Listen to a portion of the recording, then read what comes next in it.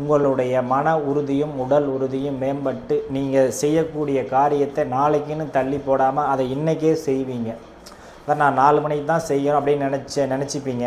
ஆனால் ஏன் 4 மணி வரைக்கும் நம்ம காத்திருப்பானே, அதை 2 மணிக்கே செய்யலாம் அப்படிங்கிற துடிப்பும் ஆற்றலும் இந்த மாதம் முழுவதும் உங்களுக்கு கிடைக்கும் உங்கள் ராசிநாதன் செவ்வாயால்.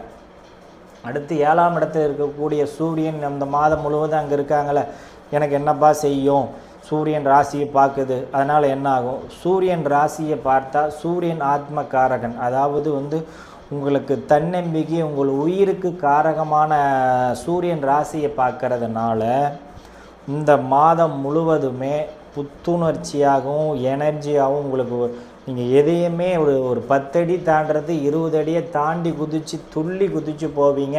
ஒரு 50 வயதில் இருக்கக்கூடிய விருச்சிக ராசிக்காரர்களாம் ஒரு 10 வயது இந்த மாதம் உங்களுக்கு குறையுதுன்னு நினச்சிங்க. அந்த அளவுக்கு உங்களுக்கு எனர்ஜி கிடைக்கும் இந்த மாதம் முழுவதும். இந்த மாதம் 15ஆம் தேதி வரைக்கும் ராசிக்கு 7ஆம் இடத்திலே புதன் இருக்கார். இந்த புதனும் உங்களுக்கு நல்ல பலனை தான் கொடுக்க போகிறார். ராசிக்கு அவர்